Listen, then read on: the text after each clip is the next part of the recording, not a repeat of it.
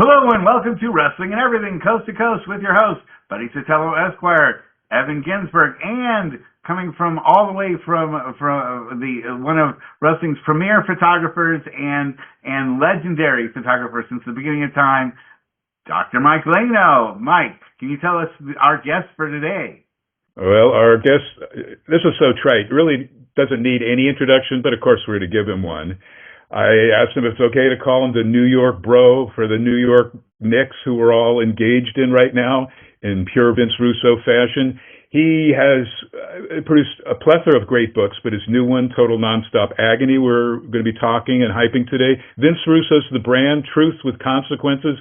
I think because he's in that upper tier, everybody and their brother's got a podcast.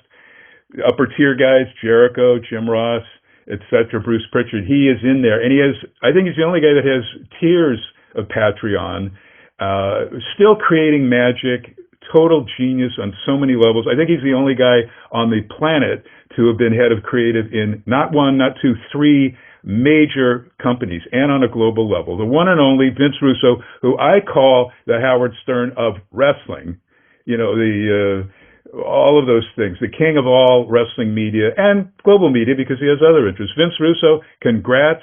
Thanks for coming on the show. The book, Total Nonstop Agony. Was it agony being there at some point, at some times?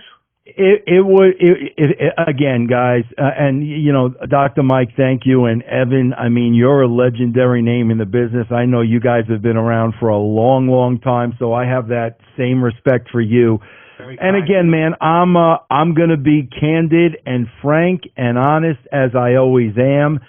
The day Eric Bischoff and Hulk Hogan walked into the door, it became total nonstop agony, without a shadow of a doubt. The company changed on a dime, and it was never, ever the same again. I want to say this, and I'm going to read straight. This isn't something that I wrote, but Vince, of course, was born in Long Island, where I spent, my summers in the 70s, and then we just hit all the wrestling shows. We'd have to go to the Holland Hotel to bug Arnold Skolin for credentials. Hope George Napolitano would be there to help out. He trained. Listen to this though, because Vince isn't just one of the greatest brains, perhaps the greatest storyteller wrestling's ever had, all of his accomplishments, but he actually trained, when you take bumps, etc., at Johnny Rod's famous Gleason's gym in Brooklyn. I went once briefly, met him, he wouldn't remember it, at his video store in Nassau County, but then he had the big radio show, the newsletter, and became the editor of WWE's magazine. Well, it was then WWF Newsstand magazine, sold all over the world. But do you think, Vince, the guy that had the video store, and we want to hear how you came across wrestling in the first place, who some of your likes and dislikes were, or your favorites, but would you have ever envisioned all of the things that you've accomplished for many, many decades and continue to accomplish? How would that young guy, there that I met, I don't know what it was, 1992 there at your video store. Could you have envisioned this or seen this happening for you? No, because it was never on my radar. It was never the plan. I had two mom and pop video stores on Long Island. This is before Blockbuster. I loved it. I loved it. I would have been working at my video stores to this day if it was not for Blockbuster. But Blockbuster came in and they did to me what they did to a lot of mom and pops. We couldn't compete with them. They literally put my two stores out of business. So I had to look, for another job, quite frankly. And, I was always a fan of wrestling. I never consider myself a wrestling mark. I was a fan of wrestling, and I was a fan of the entertainment of wrestling. And I just thought it might be cool to get into the wrestling business. That's pretty much it. Let me bring up okay. Yeah, let me just introduce Evan, because I don't know if Vince knows this. I hope he does. But Evan Ginsberg was the co-associate producer on Darren Aronofsky's Masterful. It won a shitload of awards. The Wrestler. Mickey Rourke won a ton of Best Actor awards, Best Male Actor. He got screwed out. You talk about screw-overs. He got screwed out of the Oscar Best Actor. Also 350 Days, but Evan Ginsberg. Hi, Vince. It's an honor to have you on. Your new book covers the rise and fall of TNA. Without giving away anything, is there one person from that era you wish you had fought harder for? Maybe someone who deserved more than the booking they got. Is there anything you would have done differently with anybody there? Because they had so much great talent there. Yeah, and that's what happened. I mean, Evan, that's exactly what happened. I mean, man, it really all started taking a turn when the situation came to surface with Jeff Jarrett and Karen Jarrett. That's when the problems really began. And if you remember at the time, you know, Jeff was really head of creative. I wrote the shows, you know, and pitched everything to Jeff. Jeff was pretty much like Vince McMahon in my relationship with writing, but at the end of the day, it was Jeff's company. And you guys all know, and this is not a Jeff Jarrett thing, this is a wrestler thing. Jeff Jarrett had himself on top of the promotion. And, you know, much like Dusty and, you know, we can go Vern Gagne, that's the nature of the beast. And I don't blame Jeff for that one bit because, you know, Jeff had interest in the company and Jeff's, you know, philosophy was nobody's heart and soul is in this company more than I am. Nobody's going to work harder. Nobody's going to perform at the level that I'm going to perform. So Jeff carried the belt for many years, and I totally get it and understand it. But then, Evans, when the situation came up with Karen and Jeff was sent home, that's when I really started writing the television. And one of the first things I did was put the belt on AJ Styles. And we were really, at that time, we wanted to build the company on the youth of the company. Samoa Joe was very young back then. AJ Styles, the Motor City Machine Guns. That was my plan. But little did I know that while I was going in this direction, you know, Dixie was having conversations with Eric Bischoff and Hulk Hogan without my knowledge. Next thing I know, they're brought in, and we turn around and go right back to the veterans and all the people that they brought in. So I literally had maybe 3 months where I was really trying to transition over to the youth of that company, because you are 1,000% correct. Great young talent at the time. There you go, Russ. Yeah, Vince, I first of all, it's a tremendous honor to talk to you. And I've always said to myself, if I ever had a chance to talk to you on the show, the one thing I wanted to ask you about is I see the Bruce Bochy picture behind you. Yeah. And I'm from Tiburon, and I grew up near San Francisco. I've always been a Giants fan. So I want to ask you about your Giants fandom from the 2010-12. Okay, yeah, as long as you're not going to ask me about the Giants 2026, we'll be fine. No. We'll be fine. No, but a lot of people, it blows my mind that they can't make the connection. Vince, everybody assumes I'm a Yankee fan. And then I'm like, no, I'm a Giant fan. Vince, why are you a Giant fan? Bro, it blows my mind that I'd say the majority of people don't know that the Giants played in New York. It blows my mind. And my dad was one of those guys, loved the Giants, went to the Polo Grounds, ran through the streets when Bobby Thompson hit the homer, hated the freaking Dodgers.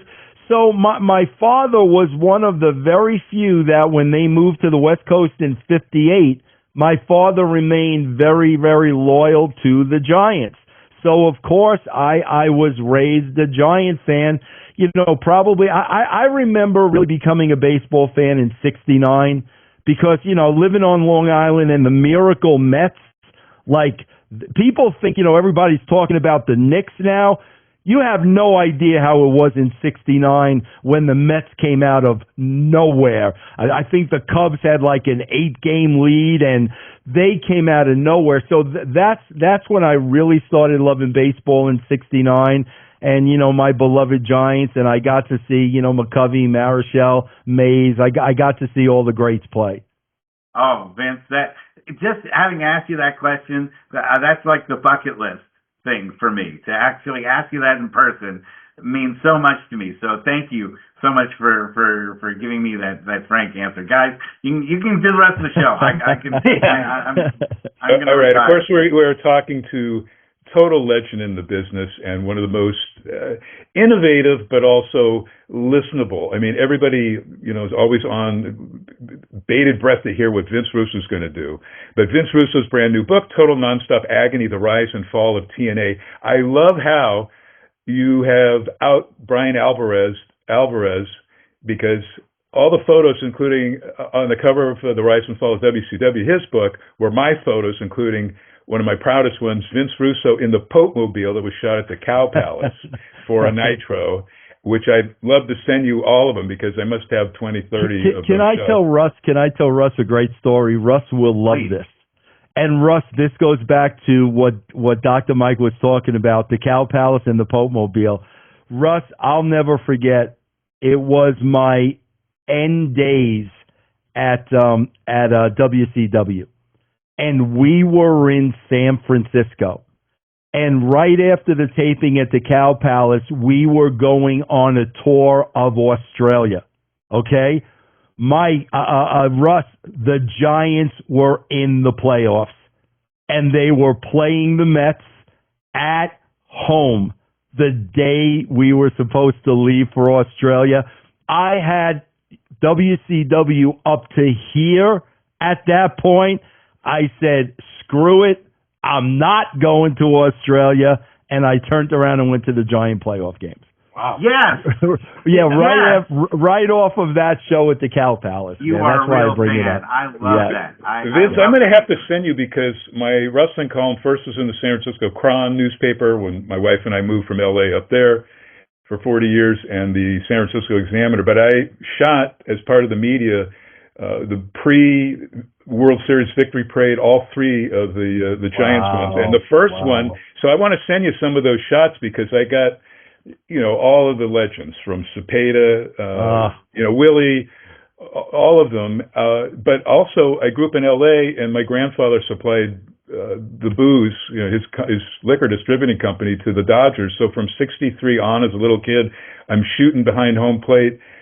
Sandy Koufax, Don Drysdale, etc., pitching to Mays, all of those legends. The Alou brothers, who I used to pop with. I want to also salute Vince Russo for alerting our world, our universe, about the update of one of our brothers, Conan, Carlos's health crisis. That all came from Vince Russo. Horrified to learn that our brother lost his second leg this year alone since the first one in March.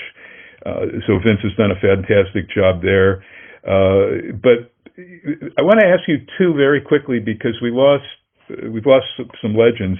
Barry Blaustein, who I was his still image photographer almost from day one, all the years of pre-production footage before he got this concrete idea where he was going to focus on a past legend still around, Terry Funk, a current legend in the making, Mick Foley. These are all guys Vince worked with, and then a younger one on the rise. But any thoughts on that? Because Beyond the Mat, obviously he clashed with Vince, and I heard the words, because Barry brought me everywhere, that Vince wanted Final Cut and didn't get it, and then was unhappy with stuff and yada yada, and then Bret Hart's film would come up. But what thoughts do you might have, because like all the scenes with The Rock and you, etc., in Beyond the Mat of Barry, who's I'm going to speak next week at his service next week. Yeah, it's funny because when you look at the landscape now and how much everything has changed, that documentary and Barry were really ahead of its time, without a shadow of a doubt, really ahead of its time.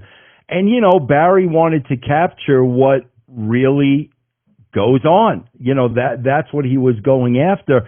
And man, one thing Vince taught me, and it's funny because in this case, I guess Vince's own words probably didn't ring true. Vince always taught me when I was writing, you can't be half pregnant. So you either go all the way with it or don't go with it at all. And that's what Barry wanted to do. He wanted to go all the way with it, and I would assume Vince agreed with that at the beginning, But the more and more they got into the process, the more and more Vince probably thought the business was being exposed and he wanted to pull back. But again, like I said in his own words, you can't be half pregnant. If Barry's going to do something like that and he wants to do it the right way, then you've got to show the truth and you got to reveal what's really going on.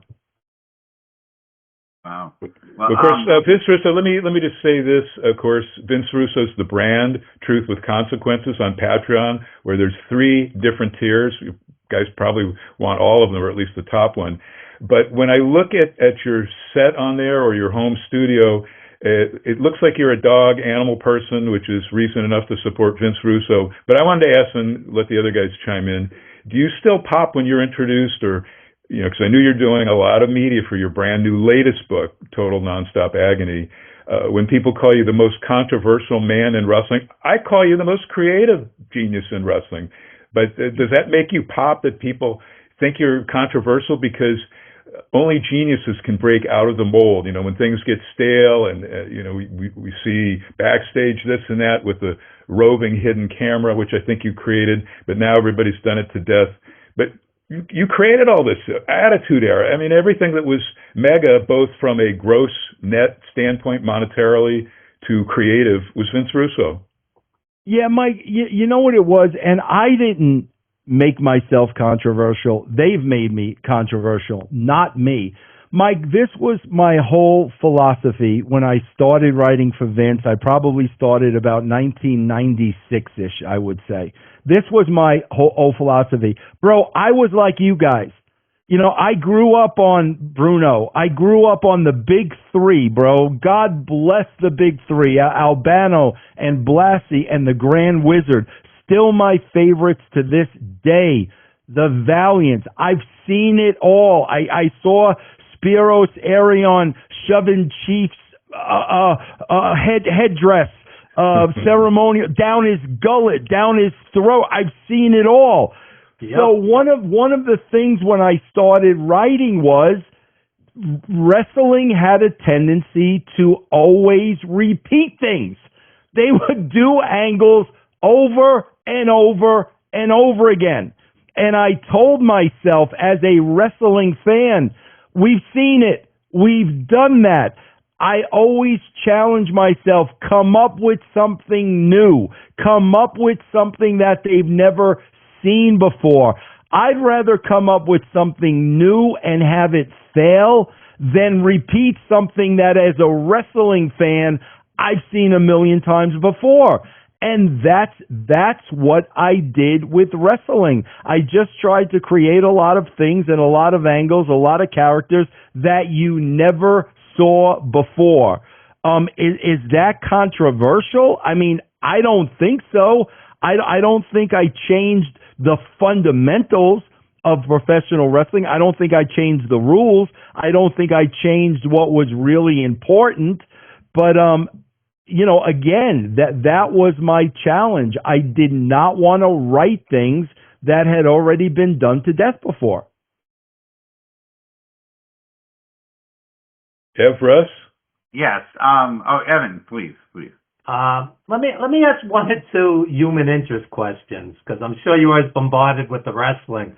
A lot of people in wrestling were grinding at the same level in the late 90s. They burned out. They were never really heard from again. What kept you coming back? And at this point in your life, looking back, do you think the business gave back as much as it took from you, taking you away from family and such, being, so much work? And Evan, again, I'm always honest. I would never do it again. Wow. If I had the choice to do it over, I would have never gotten in the wrestling business. And again, people need to understand, I didn't have this hope and dream of getting in the wrestling business. I needed a job. Like, seriously, my video stores were going out of business. I needed a job. I thought wrestling would be cool. I thought it would be fun. But when you're in it, and I think a part of my success was I never lost my fans' perspective. I never would allow myself to live in the wrestling bubble. I always remained a fan. And I think that was much, much to my benefit. But being a fan and having that perspective, then when you get in it and you see the underbelly of the wrestling business, man, I was probably in the wrestling business for less than a year, and I came to the realization you cannot be a good guy and exist in the wrestling business. You just can't, because you're swimming with sharks. You are swimming with sharks. And if you go in there a nice guy, always trying to do the right thing, you are going to get eaten alive. Listen, I worked for CBS. I worked for some big companies in my life. Nothing compared to the wrestling bubble or the wrestling business. And Evan, if I had to do it all over again, I would never have gotten into it. Wow. As a longtime husband, father, grandfather, what do you wish the version of yourself in 1998 or so could hear from you today? What wisdom would you give your younger self? God, the wisdom I would have gave my younger self was, this is not more important than my family. And that's why, like, I got a wake-up call from Vince, and I am so happy he gave me that wake-up call in 1999, bro, when he just added SmackDown to our plate, and I was working 24/7, and I just wanted to be able to relocate my wife to her hometown so she could be around family because I was working so much. And Vince looked me in the eye and said to me, Vince, I don't know what the problem is. You make enough money to hire a nanny. And that, Evan, was the wake-up call. Vince had no idea he was talking to a very, very proud Italian husband and father. And there was no way in the world his company was going to be more important than my family. And that was a wake-up call. And even though WCW did not go the way I wanted it to go, I do not regret for 1 second leaving Vince after he made that comment. And I thank him for making that comment, because that really woke me up. Wow, Okay, thank you. We're talking with, obviously, Vince Russo. The book, TNA, Total Nonstop Agony, The Rise and Fall of TNA, Backstage Secrets, Shocking Stories, Uncensored Truth. Let me ask, in talking about that, because a really good guy who I knew, I brought him, I think, twice to the show Evan and I did 20, 30 years ago, in Ed Ferrara, who's now in Florida, and I think he's teaching creative writing, which was something Barry Blaustein was doing here in SoCal. Let me throw out some names. Do you keep in touch with Ed? Because he was your guy, at least in WWE, and then you guys came together at X period in time in WCW. 1,000%, Mike. I will always say Russo Ferrara, Russo Ferrara, Russo Ferrara till the day I die. I will always say that. I will always give Ed the utmost credit. But I also respect Ed's wishes, because he does not want to be involved at all with the wrestling business. And I respect him for that, and I never pull him into anything or involve him in anything, because I know he's done with it. But yeah, absolutely, we still keep in touch to this day. Like I said, we were a great team. We meshed together, we gelled together great, and it will always be Russo and Ferrara to me, always. Well, let me ask, as a fellow Paisan, where do your roots in Italy go? Are you like George Clooney, Lake Como? Where do some of your familial roots come from? Sicily, bro. Right. I had a Sicilian grandfather who was my idol, who was a man's man, who was old school, and he was about as Sicilian as you can get, man. Love hearing that. What would you've probably been asked these Barbara Walter, Baba Waba questions before, but what would people be surprised, other than sports, great love and passion for New York, what would people be surprised there are non-wrestling things that Vince Russo loves, or I don't know if you're a memorabilia collector of sports or Hollywood. What are some of those things that Vince Russo does to get away from wrestling? Because it's almost a torture every single night now. We have 2 to 3 hours or more. As much as I love, I never fast forward AEW, but that's can be a slog to sit through, or a 3-hour SmackDown until they get it back to 2 hours. That I do have to fast forward. But do you have that problem? And what are surprising things people don't know that Vince Russo might like?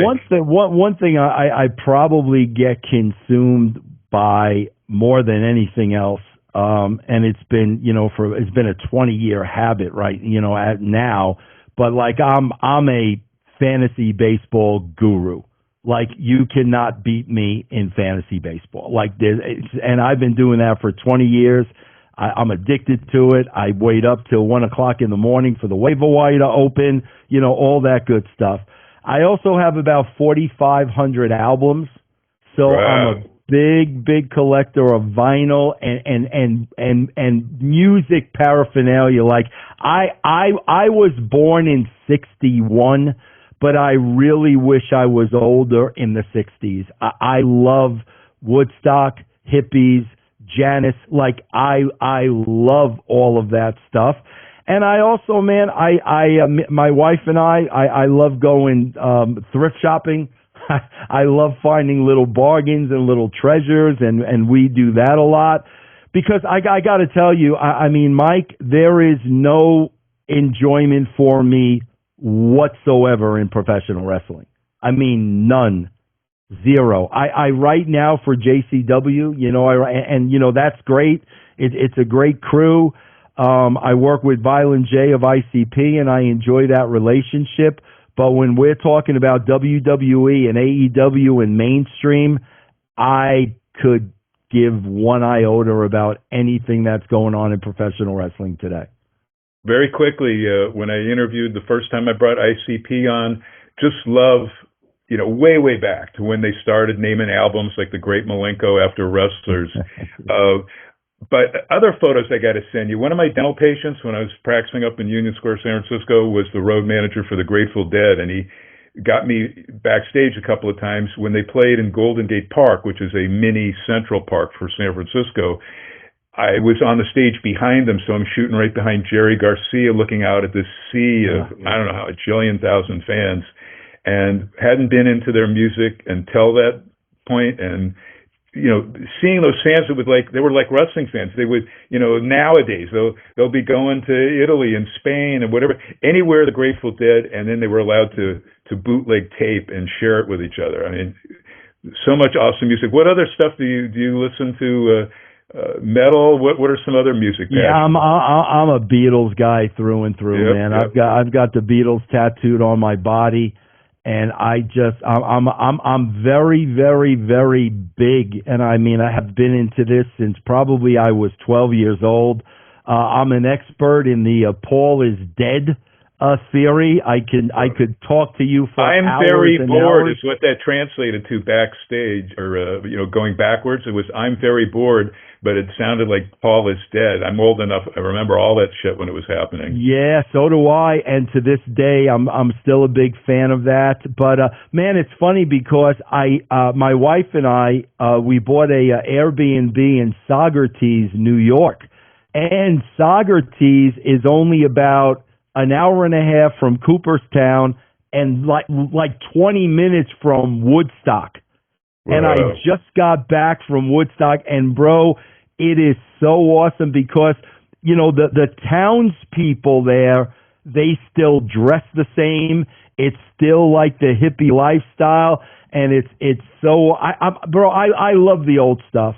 I mean, like when I look at, the wrestling we grew up on, and I look at today's stuff, I think about, like, what would Lou Albano think about wrestling today? Like, what would a Bruno, what would these guys think about what wrestling has become today? And when I think about that, it makes me very, very, very sad. It really does. Let me quickly, and then I'm going to shut up and throw to the other guys. But Bruno used to call me, particularly right before the Ring Boy and the other thing was happening, like from '92 on, when he had his first out with Vince over David Sammartino. Long story. He would call me every Sunday afternoon around 2 Pacific to ask me, how's Vince's ratings and his pay-per-view buy rates. He wanted to hear all that before Meltzer put him on a comp, so he could find all that stuff. But he would want to hear how this was going down. Blassie, before I forget, in L.A., when he was over, and if you can imagine, the guy who was it's the old adage, the greatest heel, when they turn, they become the greatest face ever. He was, since the 50s, the late 50s, the greatest heel in Southern California. When he turned face in a three cage matches with the Sheik, Sabu's uncle, Eddie Farhat, whose 60s fan club I ran.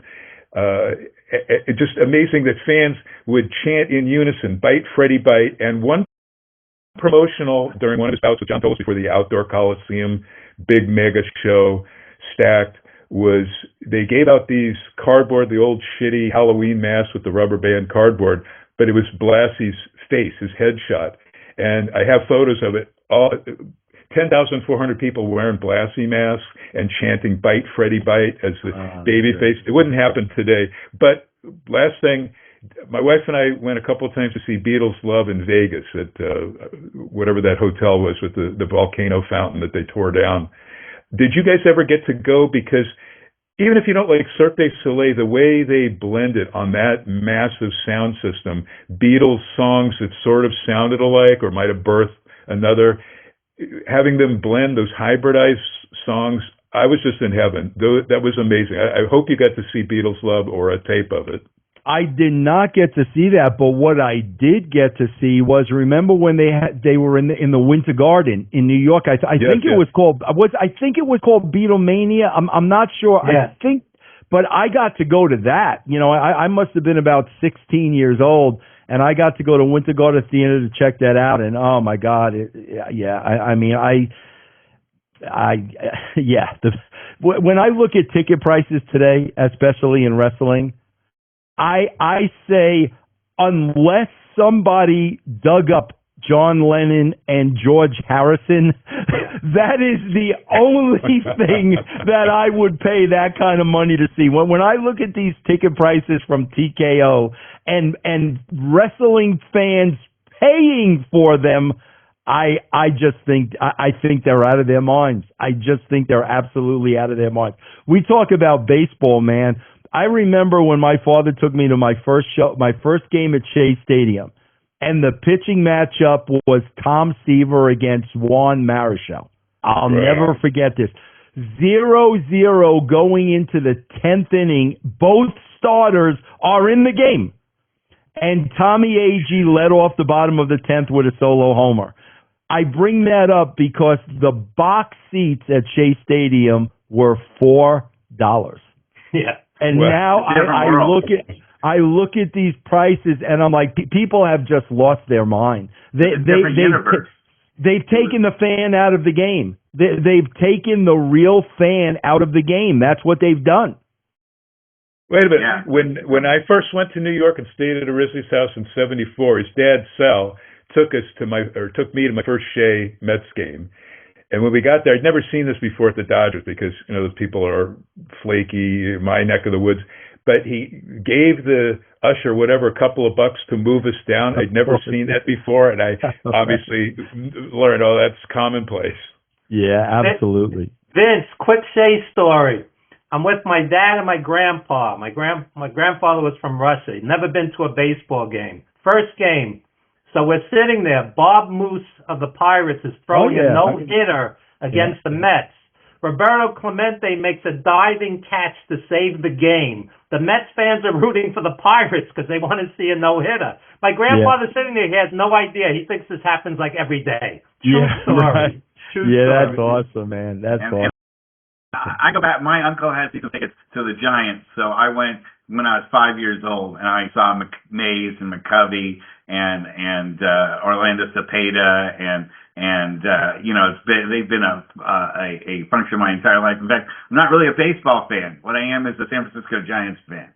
I won't Yeah. watch any two teams play baseball, but I watch usually 162 Giants games a year because I can't get them out of my system. Even when they're as bad as they are now, I watched last night. Okay, Oh, so it's, God, no. and I suffer.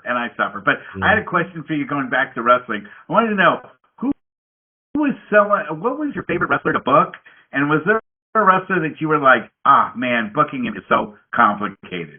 Who would you say that's that? Oh, moment? yeah, I could definitely tell you that. First of all, bro, I would say probably the most fun, I would have to say, was probably two guys, and it was probably Val Venus and Goldust.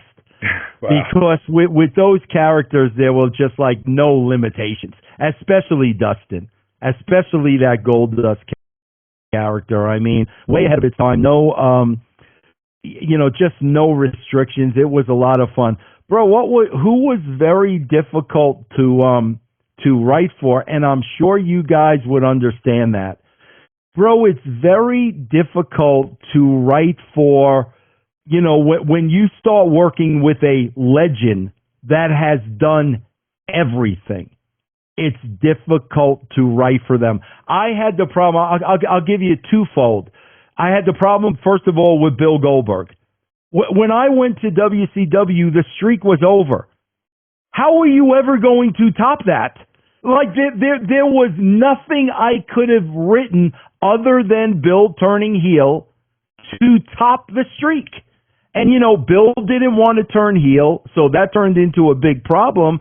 But, like the Road Warriors, when all of a sudden it's 2000 and you're booking for Animal and Hawk, it's like, what haven't these guys done? I mean, it's so hard to book for somebody that had such a stellar career because, usually I inherited them after they peaked. And you're never just really going to be able to top what they did in their prime. That's very, very difficult.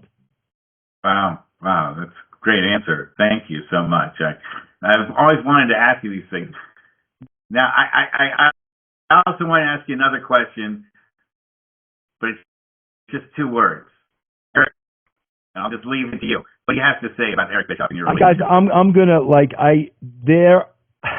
I am a Christian guy. I really don't hate anybody. The person that probably comes the closest to that is Eric Bischoff. Guys, here's the problem. I am a very logical, factual guy, and I always try to put myself in the other person's shoes. Okay, so you got to understand the history between Eric and I. First of all, I was working with, after Pat Patterson retired, Pritchard and Cornette were booking. Okay? Bill Watts got me involved in the booking. So, like, I was kind of a junior writer at the time. This is the time, guys, when they're doing T.L. Hopper, Freddie Joe Floyd, Mantar. It was horrible. Lagoon. Horrible. Yeah. I literally called my friends at WCW, Double J, Kevin Nash, and I'm like, guys, you got to get me in there. This is when they were doing the NWO, and I'm like, that's what I want to be doing. That's what I want to be doing. So you guys got to understand, during the 83 weeks when they were kicking the WWE's ass, Eric Bischoff called me, and I had a conversation with him. And I basically said, I would love to be a part of what you're doing there. Okay? Eric Bischoff never took me up on it. So after that, what happened? Vince made me the head of creative, and we flipped the switch. And the Attitude Era was born, and all of a sudden, not only were we kicking WCW's ass, Eric lost his job.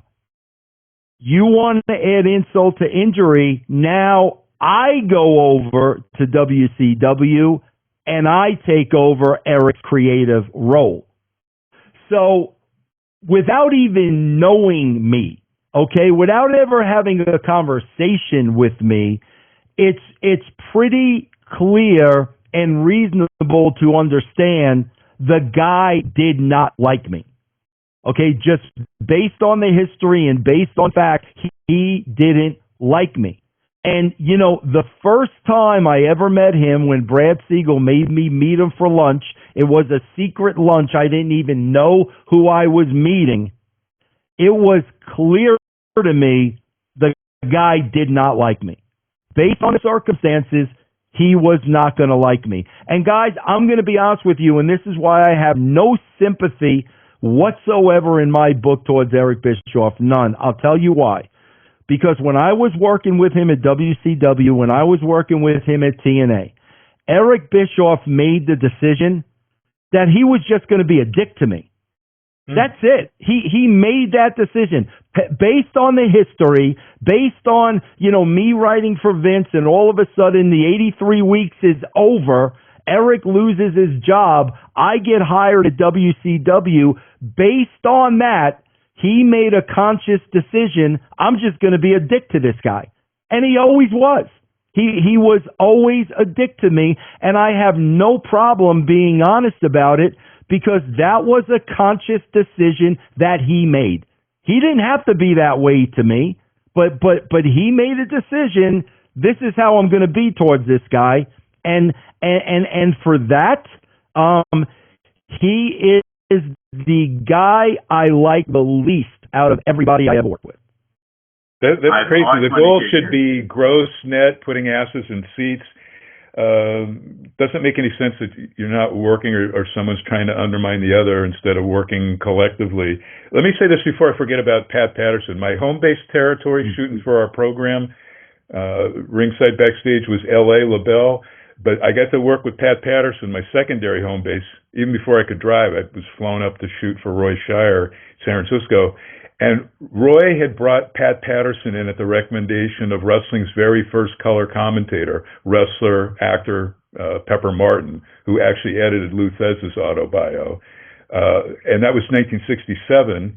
So Roy, when he fires Pat for claiming that he had the U.S. title working in L.A., the U.S. title was Shire's championship, claiming that, oh, that's when I found out he was gay, that's when I fired him, was so ludicrous bullshit that I called him on it, because Roy, when I started doing my little syndicated TV show, for 2 years he was driving down from wine country to co-host it. And I asked him about that, and yeah, he said that was bullshit. But I want to put you over, too, for reading the room, and I'm pretty sure you were the guy responsible for bringing in Howard Stern's Beetlejuice, one of the Whack Packers. And that was also, I think it was at the Cow Palace or Oakland Coliseum, but you bring in Beetlejuice for the thing with Scott Steiner, which is pretty amazing, because I don't think Howard was any hotter than at that point. You know, he debuted, his show was now on in San Jose, California, for all in Northern California. But were you part of, I read it, but you never know. Did you bring in James Brown for that incredible skit? No, that was before me. I wish I was there for that. That was before me. But when you talk about the Whack Pack, we brought a bunch of them in. It wasn't just Beetlejuice. We had Hank. We had Elephant. We brought a Crackhead Bob. We brought a bunch of them on the show, man. Yeah. The James Brown thing was, and I was there. I can also send you the photos of that. And he had the entourage, as you'd expect. Yeah. Mike Tyson like security, but they kept teasing who was going to come out for the Maestro, who's now wrestling still as Bro on the Indies, one by one, and then finally, you know, these fake guys come out to second, then turn babyface Ernest Miller, and then James Brown came out. We thought this, because I hadn't been backstage that night. It just blew us away to have somebody of that guy. Yeah, absolutely. Big recommendation is Questlove's Earth, Wind, and Fire docu on HBO. It was absolutely incredible. I put all the A&E stuff aside to watch that last Sunday. Let me, because I was trying to remember another guy that passed, ask you about any thoughts, meetings with Ted Turner, who we lost this year. I mean, that guy, total pioneer like Vince McMahon himself. Yeah, no, I never did. I never met Ted Turner. I never had a conversation with Ted Turner. I wish I would have. But yeah, our paths never did cross when I was at WCW. I mean, because if it wasn't for him with Superstation, Yeah. none of that would happen. And if Tully Blanchard's dad, Joe, hadn't messed up on the USA Cable Network and Vince snatched it up, we wouldn't be where we are today, similar to the way, the business is happening. Let me throw to the other guys, see if they have any other questions. Go ahead, Evan. I must ask this question. So you're a longtime fan, and all of a sudden you're working in WWF. At what exact moment did you realize Vince was actually going to give you genuine, creative authority? And what was the first segment that you put on TV where you were thinking, wow, I'm actually doing this. It's real. Yeah, Evan, I'll be honest, because the day Vince anointed me, I thought I was going up to his office to be fired. I really did. I thought that's why I was being summoned up there. I really did. And then when he kind of dropped that bombshell in front of everybody, they were all in that room, I was the most shocked person in the room. Because as I said, Evan, it was never a plan of mine. It was never a plan on mine. We talked about it, man. I was doing Vicious Vincent on WGBB, and I was paying $500 for 2 hours. Okay? You guys will appreciate this coming from the island. My video stores are out of business. Bro, I'm working at PC Richards and Son.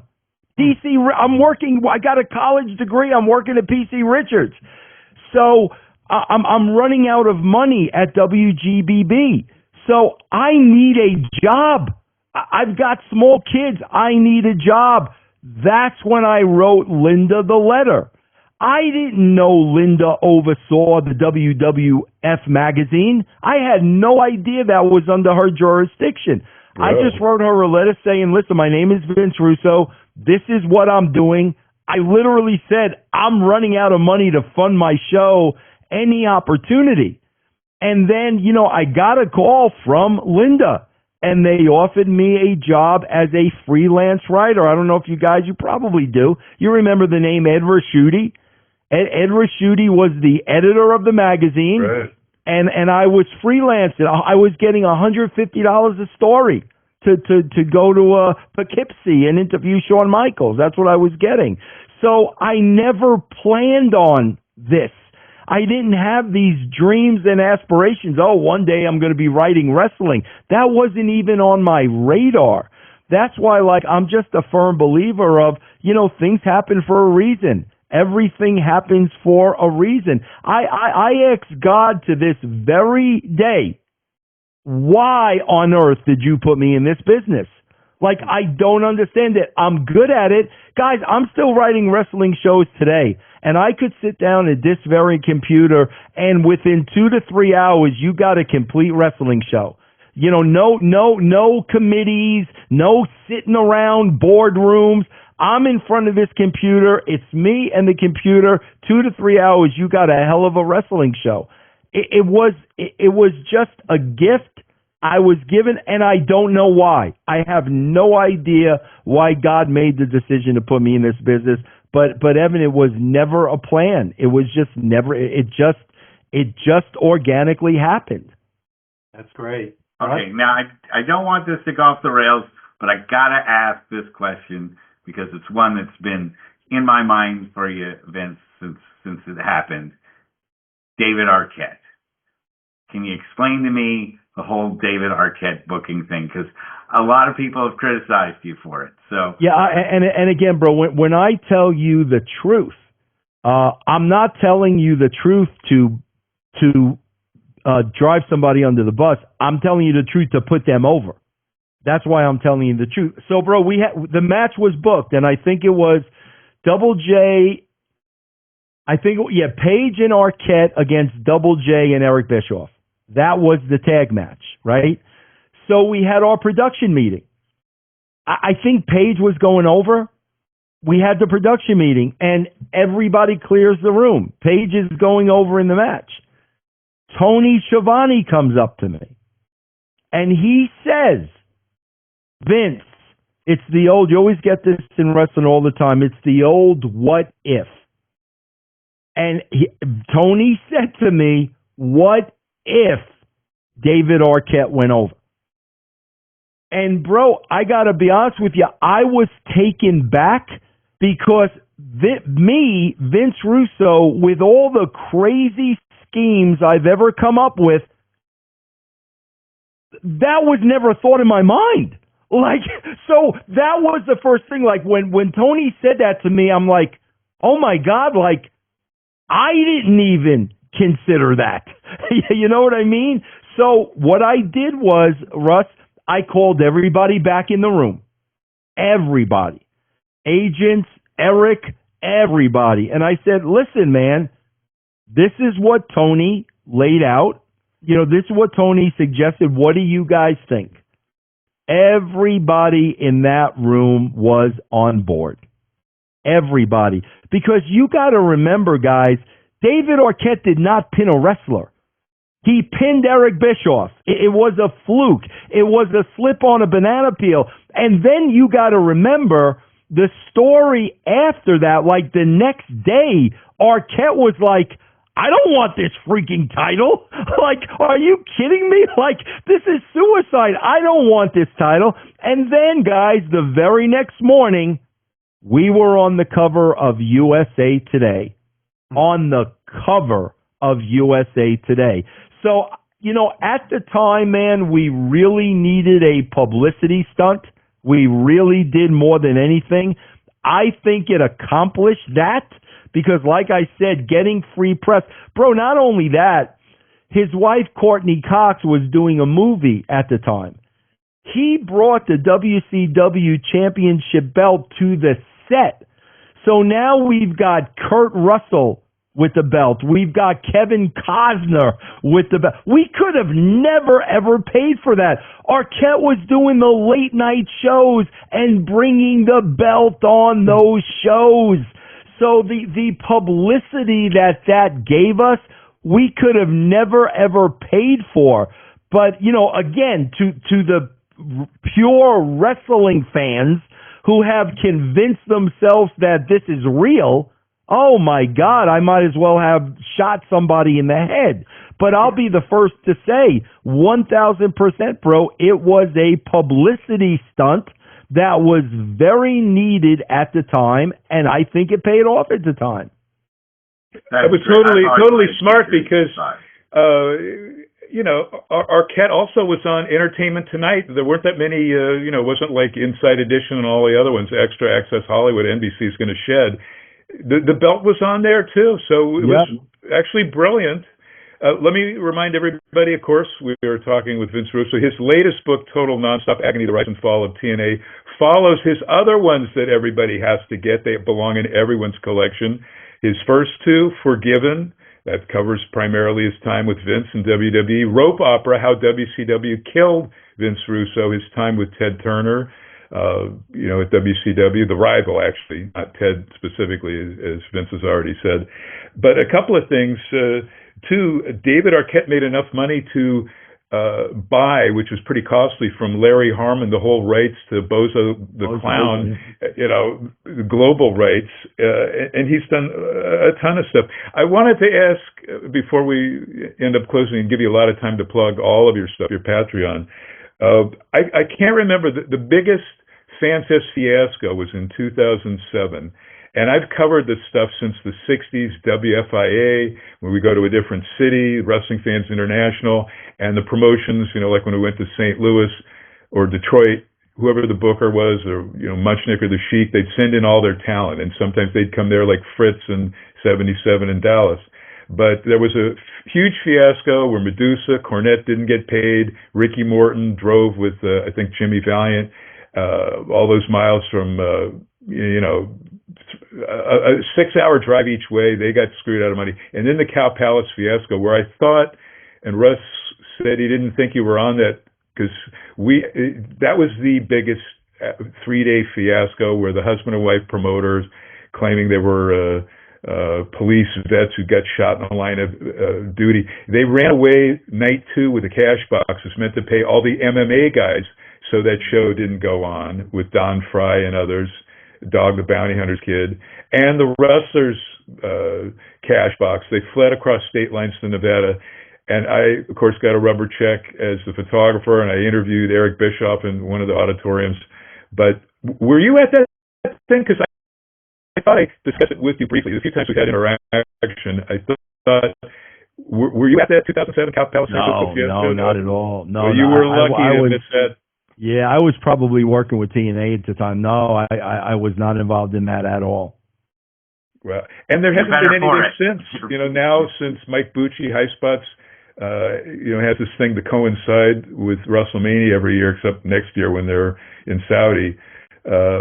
We haven't had anything. It's all totally, to my knowledge, ethical. The boys all get paid. Nobody gets screwed. I think that was the last straw. I want to ask you, back to TNA, which is what your new book is about. Now with AMC, the biggest platform they've ever had, what would Vince Russo, what creative brilliance would Vince Russo be creating on TNA's biggest platform if you were there, no Bischoff, nobody getting in your way of doing what you do best? I would be writing a television show. That is the difference, man. There is a huge difference with writing a wrestling show and with writing a television show and booking a wrestling show. It's two completely different things. And to me, when you're on television, it needs to be a television show because you want to open that up to as many people as possible, whether they're a wrestling fan or not. And what that means is characters and storyline. And not every storyline, around the belt and the champion and who's the best and you're afraid of me and I'm afraid of you. I'm talking about real characters, real stories, real television. That's what's lacking in wrestling today, man. It is non-existent. My last question, quick one, because you continue to do so much in wrestling, but a lot of us, like Dave LaGreca was talking this morning to somebody on Busted Open on Sirius XM about short attention span theater. For a lot of fans, they don't have the patience with NXT, the farm system, which is an incredible show, to wait for payoffs and stuff. Do you see that? How or why? Is that because there's just so much content available to everybody? You can watch Maple Leaf, Scotty D'Amore's show, whether you're on the other side of the world. But how do we maybe fix that? Because not all, but you don't want to stereotype, but a lot of fans just don't have the patience. And, it's like ridiculous. Another thing I want to ask you, though, what could Vince Russo do with WWE's, that new character that came over from A&E? Yeah, Danhausen. I could see Vince could do some magic there with a Danhausen. So the short attention span theater, how do we fix fans' marks with that and Danhausen? And guys, shorter attention span, it becomes shorter and shorter just because of the choices we have. But I'm telling you, from a casual wrestling fan point of view, guys, and the Attitude Era drew what it did because there were millions and millions and millions of casual wrestling fans, okay? Casual wrestling fans have always wanted to know two things. What's the finish and what's next? That's what they want to know. They don't care about the match, guys. That's the reality of the situation. I'm talking about casual wrestling fans, television viewers. They don't care about the match. They're bored with the match. I can't tell you how many times during the Attitude Era, whether it was men, women, child, Vince, we watched the show not for the matches, for everything in between. That's why they were watching the show. So what that means is you've got to keep the matches short. You've got to keep them short. I write for, like I said, I write for JCW every Thursday night, 7 o'clock Eastern on YouTube. It's free. Matches are 5 to 7 minutes. That's it. And that includes the gaga and the run-ins and the entrances. That includes everything. And you've got to keep the shows moving, or else people are going to get bored with them. Only the hardcore wrestling fans, they are the only ones that want to see 15, 20-minute, 5-star wrestling matches. And I hate to break the news to you, you've already got those fans. They're not going anywhere. This is what they do. They watch wrestling their entire lives. Whether it's good, bad, or indifferent, it doesn't matter.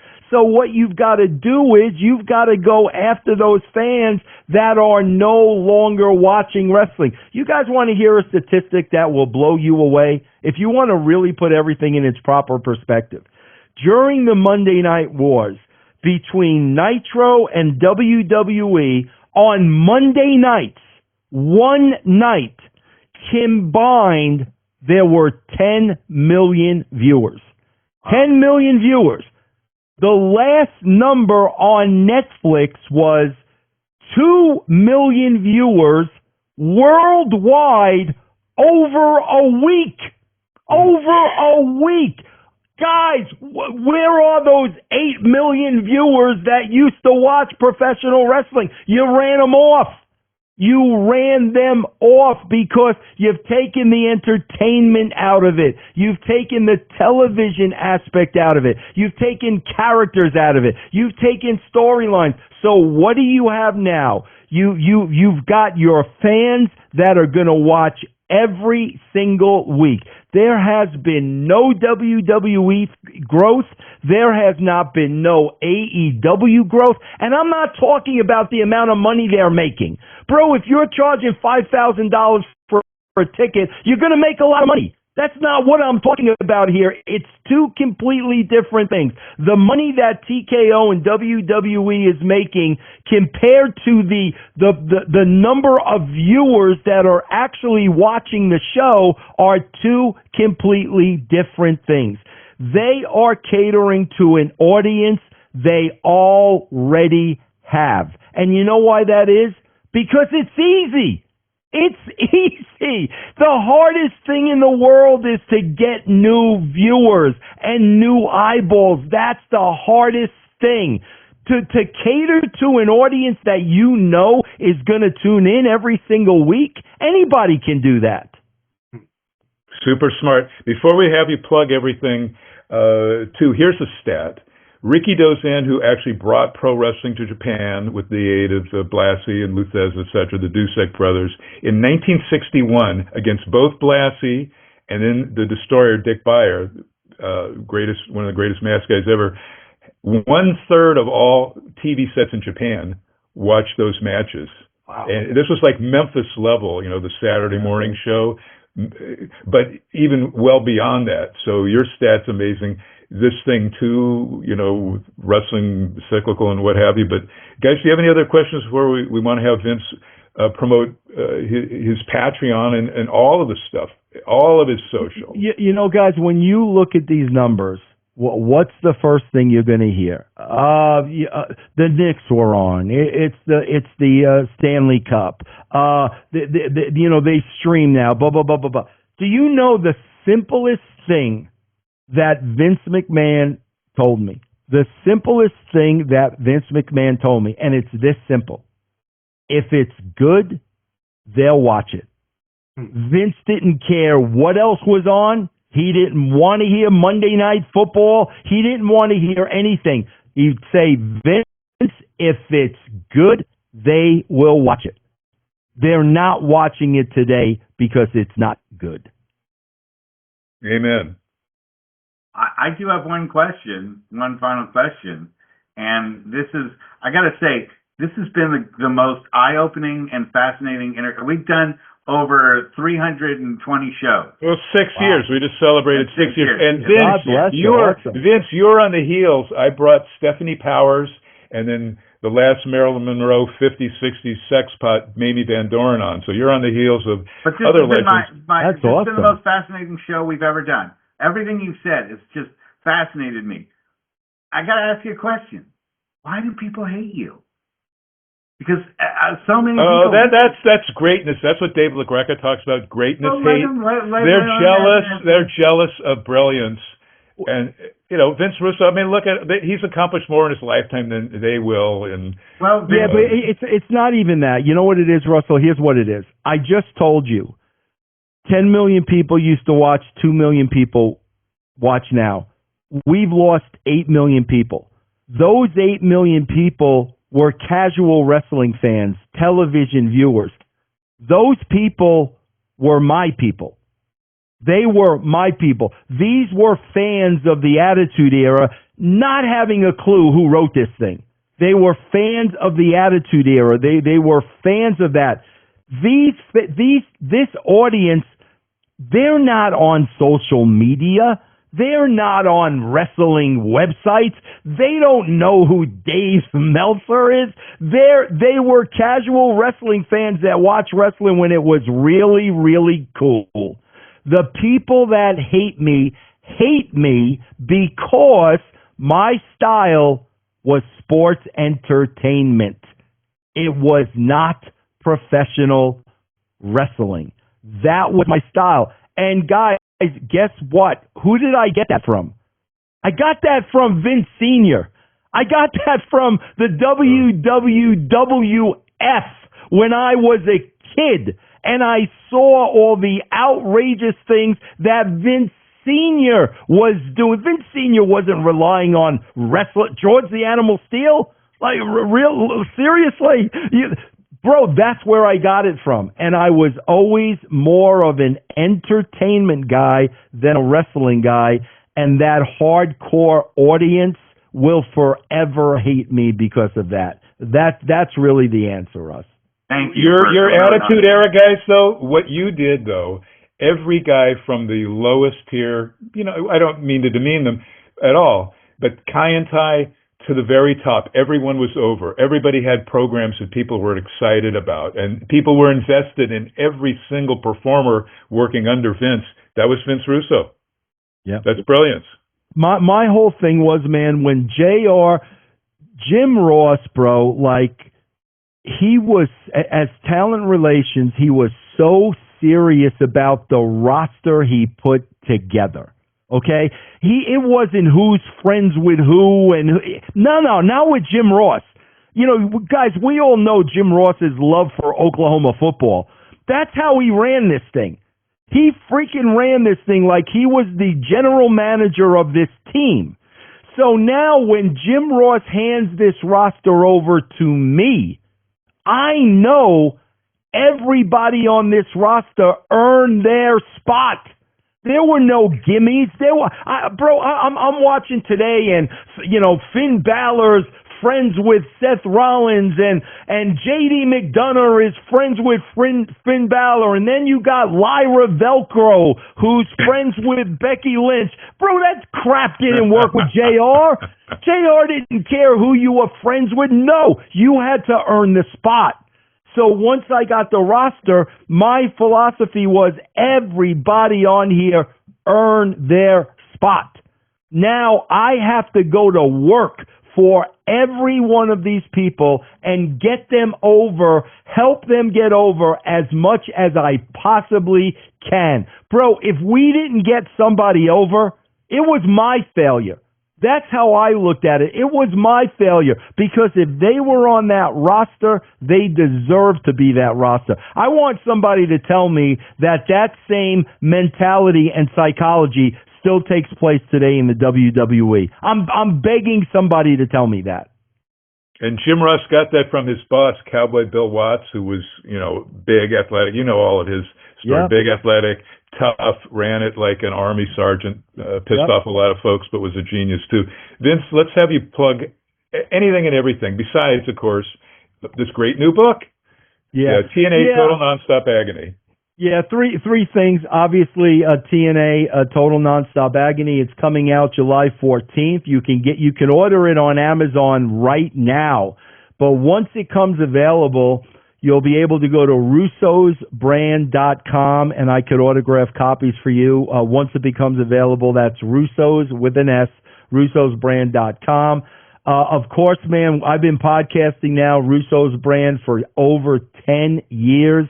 Multiple shows every day. You could sign up. We start at $4.95 a month. It's patreon.com/Russo TWC.